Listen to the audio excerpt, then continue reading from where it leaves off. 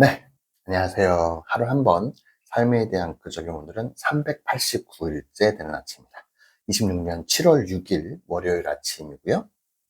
오늘은 제 아, 반항하는 인간, 알베르 까미의 반항하는 인간을 읽으면서 오늘 아침에도 4시에 일어나서 똑같이 이렇게 끄적이고 있습니다. 어, 와, 이 책 예상은 했지만 생각보다 오래 걸리고 있어요. 와, 조금은 어렵습니다. 이게 왜냐면 그동안에 어떤 철학자들을 역사적인 것들을 보여주면서 계속 있었던 철학들을 소개를 시켜주거든요. 그러다 보니까 뭐 루소, 사회계약론부터 어제 얘기했죠, 잠깐. 뭐 일반이지, 이런 것부터 어떤 헤겔, 정말로 중요한 오늘 읽은 데가 이제 헤겔에 대한 내용인데, 이런 어떤 정말로 역사적으로 중요했던 철학 사상들에 대해서 쭈루룩 갖고 오거든요.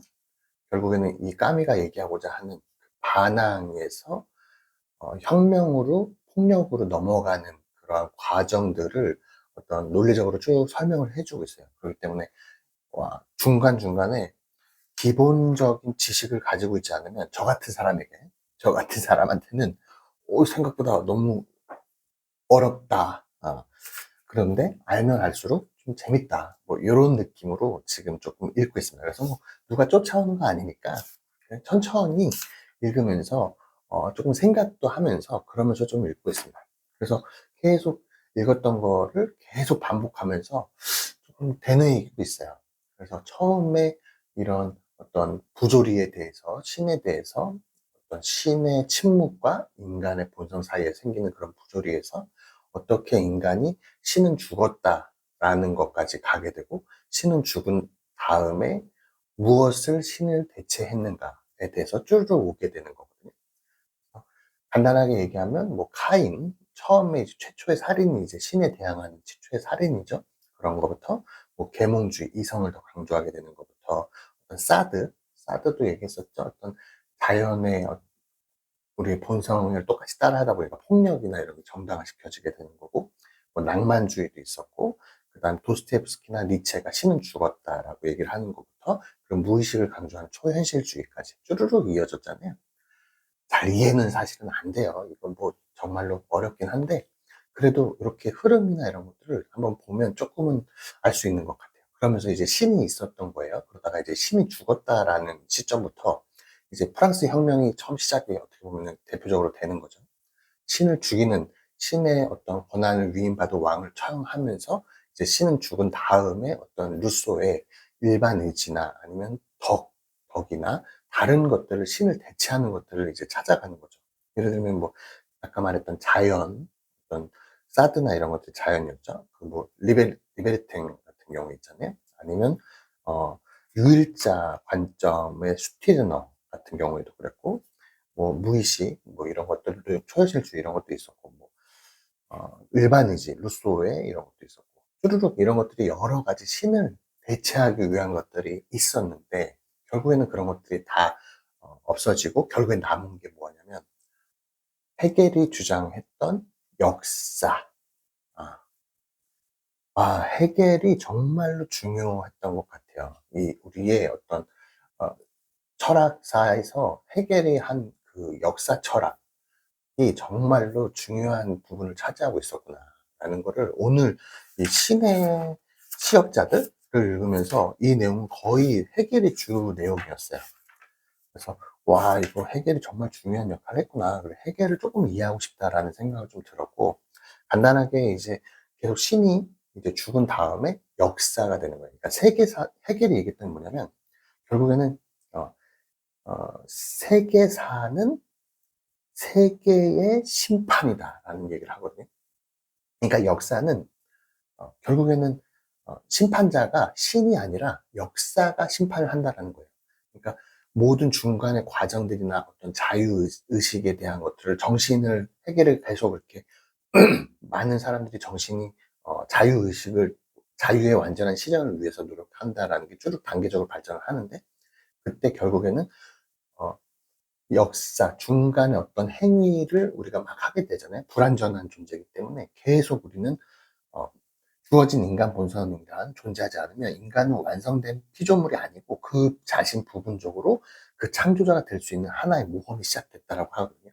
계속 중간에 행동을 하는 거예요. 그러면서 이제 무언가 완전한 것을 계속 이루기 위해서 노력을 하는 거죠. 그러다가 그 역사가 결과론적으로 그 목적론인 거죠. 결과적으로 역사가 그것을 옳았는지 잘못된 것인지 역사가 검증할 것이다. 신이 판단하는 게 아니라 역사가 판단할 것이다. 라는 거를 해결이 딱 얘기를 하는 거예요. 그래서, 와, 지금까지 관점들이 어떤 뭔가를 그 초월적인 신에서 이성이나 이제 인간 중심으로 다가오면서 계속 다른 어떤 덕이나 뭐 다른 것들을 계속 해봤는데 그게 좋은 결과가 안 나고 계속 중간에 이제 폭력으로 계속 발전하게 돼서 중간에 뭐 처형당하게 되고 막 피에르도 그렇고 여러 가지 사람들이 이제 중간에 멈추게 되잖아요. 근데 이 역사가 해겔의 이 논리로 한 것들은 역사가 심판자라는 것이 그냥 거기서 멈추는 게 아니라 계속 그 사상이 계속 뒤로 이어지고 발전하게 돼요. 결국에는 그 마르크스주의도 이 해겔이 주장했던 변증법 중에 그 주인 노예 변증법이 있거든요. 어, 각 주인이 있고 노예가 있는데 결국엔 둘이 어떤 자유의지를 위해서 뭐 서로 싸우는 거예요, 처음에. 그래서 두 사람이 처음 만나게 되면 목숨을 걸고 서로 싸우게 되는데 여기서 이긴 사람이 주인이 되고 진 사람은 굴복해서 결국에는 패배자, 노예가 되는 거죠. 근데 시간이 지날수록 어떻게 되냐면 이게 역전이 된다는 거예요. 왜냐하면 주인은 그냥 계속 발전하지 않고 그대로 머무는 반면에 노예는 어떠한 노동이나 이런 것들을 계속 지속적으로 하게 되잖아요. 그러다 보니까 결국에는 어, 노예는 이 성장을 하게 된다는 거예요. 어떤 노동을 통해서. 그러다 보니까 결국에는 이 주인과 노예의 관계가 역전이 되게 되는 거죠. 그래서 결국 패배자였던 그 노예가 결국에는 주인보다 더 높은 자유로운 의식에 도달하게 된다라는 게 그 주인 노예 변증법이거든요. 모순인 거죠. 그랬을 때 결국에는 이 노예가 주인보다 더 자유로운 의식에 도달하게 된다라고 얘기하잖아요. 이게 뭐냐면 결국엔 노동자 계층이 나중에 이제 마르크스에게 영향을 미치는 거죠. 마르크스주의에다가. 이 계급 투쟁 있잖아요. 결국엔 노동자가 더 자유로운 의식이고 더 올바르다. 그래서 이거 뒤집어야 된다. 라는 거에 어, 그 아주 그냥 뭐라 그럴까 영향을 이게 어떤 타당성이나 이런 것까지 증명하게 되죠. 와, 너무 이 해겔의 어떤 지금 말한 것처럼 역사 철학이 됐든 아니면 주인노의 변증법이 됐든 이런 게 오늘 읽으면서 좀 어렵기는 하지만 정말로 중요한 부분이구나.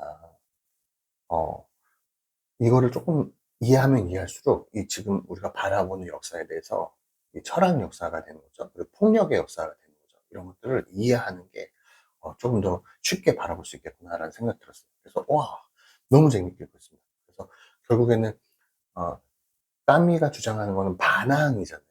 반항. 근데 그 반항에 대한 방식이 이제 까미는 자기 스스로 어떤 양심에 의해서든 책임감에 의해서든 어저께 얘기한 것처럼 뭐 다른 사람들을 해치지 않고 자기 스스로가 할 수 있는 거 성실하게 자기 스스로가 그냥 어, 목적, 어떤 의미나 이런 것들을 부여한다기보다는 계속 그냥 성실하게 자기 업무를 하는 데에서 반항을 해야 된다라고 까미는 생각을 했고, 근데 그게 아니라 그 반항이 점점 더 발전이 돼서 폭력적으로 되고 어떤 의미를 만들어가게 되는 과정들. 그래서 결국은 혁명으로 발전하게 되는 과정들을 지금 쭉 설명을 하고 있는 거거든요.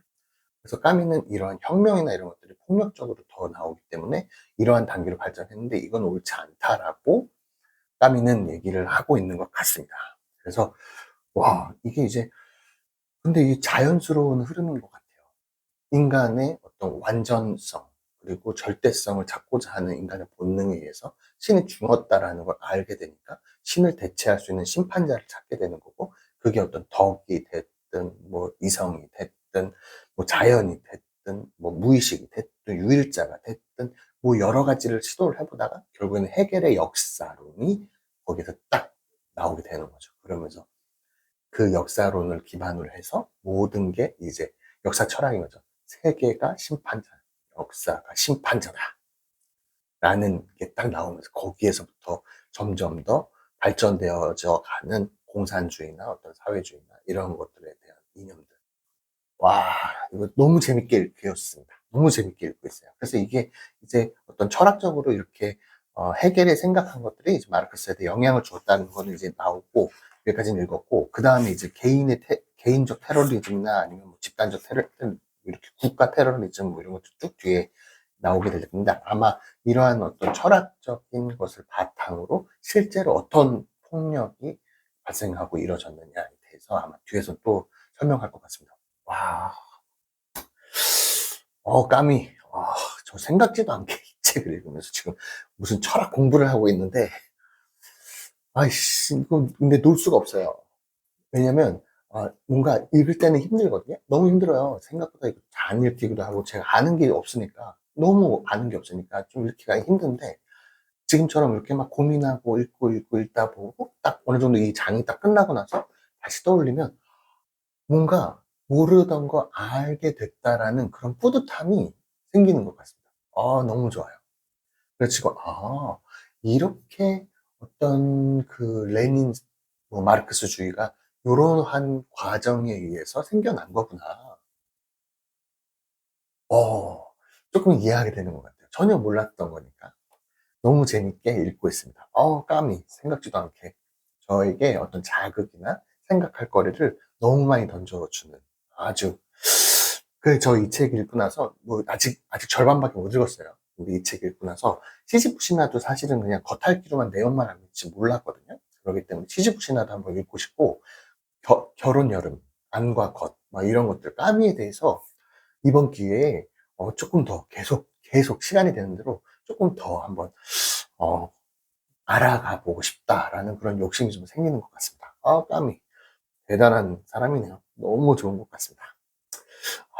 네, 아무튼 오늘 하루도 이 정도에서 마무리 짓고 또 하루를 또 시작해 보려고 하는데, 요즘 여기는 비가 계속 와가지고 뭐 외부에서 하는 일이 조금 힘들어지긴 했지만, 그래도 어 정말로 뭔가 마음에 어떤 새로운 그런 센치해지는 아주 좋은 감정들도 많이 생기게 하는 아주 좋은 날들이 계속 이렇게 지나고 있거든요.